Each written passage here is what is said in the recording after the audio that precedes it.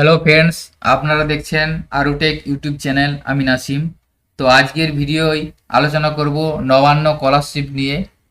Chief minister relief fund scholarship অথবা Nabanna scholarship কারা কারা পাবেন, কি কি এলিজিবিলিটি ক্রাইটেরিয়া রয়েছে, কিভাবে আপনারা আবেদন করবেন, কি কি ডকুমেন্টস লাগবে, সম্পূর্ণ বিস্তারিত আজকের ভিডিওয় আমি আপনাদের আলোচনা করব।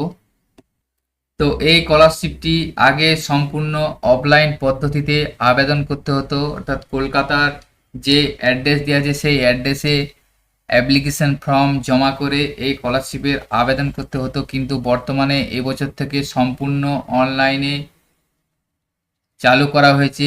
এই নবান্ন স্কলারশিপটি সম্পূর্ণ অনলাইনে ফর্ম ফিল আপ আপনারা করতে পারবেন।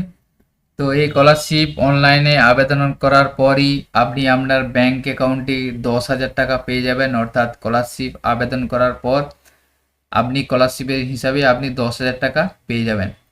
তো এই স্কলারশিপের জন্য কি কি এলিজিবিলিটি ক্রাইটেরিয়া রয়েছে সেটা আমি স্টেপ বাই স্টেপ আপনাদের দেখাবো, এবং ভাবে আপনারা অনলাইনে আবেদন করবেন সেই প্রসেসটাও আপনাদের লাস্টে দেখাবো। প্রথমে দেখুন আছে, আপনাকে এখানে পশ্চিমবঙ্গের স্থায়ী বাসিন্দা হতে হবে। অর্থাৎ এই নবান্ন স্কলারশিপের আবেদন করার জন্য আপনাকে পশ্চিমবঙ্গের স্থায়ী বাসিন্দা হতে হবে, তাহলে আপনি আবেদন করতে পারবেন। দ্বিতীয়ত হচ্ছে, আপনি রাজ্য সরকারের অধীনে বোর্ড বা ইউনিভার্সিটি বা মাধ্যমিক বা উচ্চ মাধ্যমিক যে কোনো স্কুল বা কলেজ থেকে আপনি পাস করলেই তবে আপনি এই নবান্ন স্কলারশিপের জন্য আবেদন করতে পারবেন। এরপরে দেখুন আছে, আপনার মাধ্যমিকে যদি 50 থেকে 60% মধ্যে মার্কস থাকে সেক্ষেত্রে আপনি নবান্ন স্কলারশিপের জন্য আবেদন করতে পারবেন। অর্থাৎ 50%-এর বেশি ও 60%-এর কম মার্কস থাকলে আপনি এই স্কলারশিপের জন্য আবেদন করতে পারবেন। উচ্চ মাধ্যমিকের ক্ষেত্রেও সেম 50 থেকে 60-এর মধ্যে মার্কস থাকলে পাবেন। এবং আন্ডার গ্র্যাজুয়েশন অর্থাৎ গ্র্যাজুয়েশনের ক্ষেত্রে 50 থেকে 53% মার্কসের মধ্যেই আপনি এই স্কলারশিপের জন্য আবেদন করতে পারবেন। এরপরে দেখুন বলে রাখি, এখানে যদি গভর্নমেন্টের জন্য যদি অন্য কোনো স্কলারশিপ বা স্টাইপেন্ড যদি আপনি পেয়ে থাকেন সেক্ষেত্রে আপনি এই স্কলারশিপের জন্য আবেদন করতে পারবেন না। এরপরে দেখুন আছে যে আপনার ফ্যামিলি অ্যানুয়াল ইনকাম 1,20,000-এর নিচে হতে হবে। অর্থাৎ আপনাদের পরিবারের বাৎসরিক আয় 1,20,000-এর মধ্যে হতে হবে, তাহলে আপনি এই নবান্ন স্কলারশিপের জন্য আবেদন করতে পারবেন। তো এরপরে দেখুন, এই চিফ মিনিস্টার রিলিফ ফান্ড অর্থাৎ নবান্ন স্কলারশিপ আবেদন করার জন্য কি কি সাপোর্টিং ডকুমেন্টস আপনাদের লাগবে।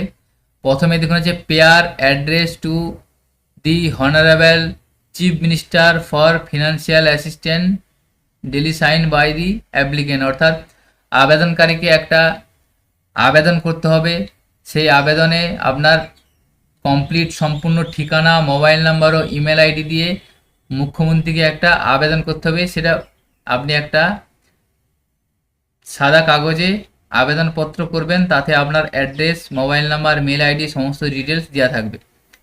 দ্বিতীয় অপশন দেখুন আছে, recommendation to the honourable chief minister from local MLA MP.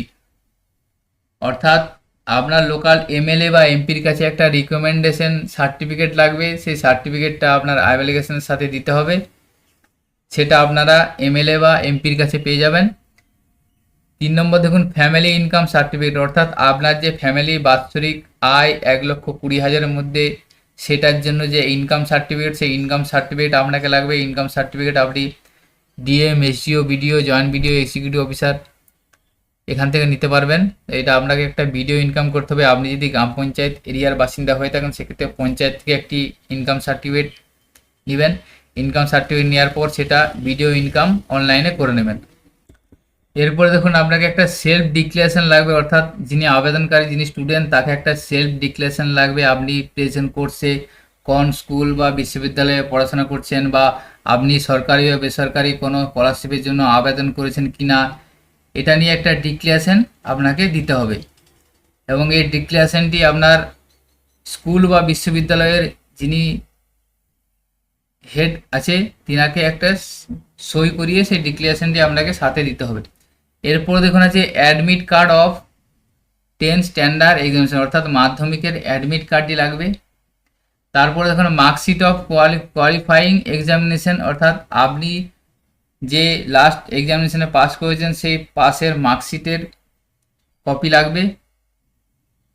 এরপরে দেখুন আছে diploma engineering, BE, B Tech, MBBS, law, nursing এই ধরনের কোর্স হয়ে থাকলে সেক্ষেত্রে আপনাদের র্যাঙ্ক কার্ড, সেই র্যাঙ্ক কার্ড লাগবে।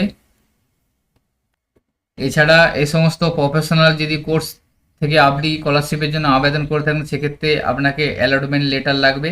এরপরে first page of passbook applicant active savings bank account, অর্থাৎ আপনার যে ব্যাঙ্ক অ্যাকাউন্টে যে পাসবইটা আছে সেই পাসবইয়ে ফার্স্ট পেজটার কপি লাগবে, তাতে যেমন account number, IFC code, account holder নাম পরিষ্কার বোঝা যায়।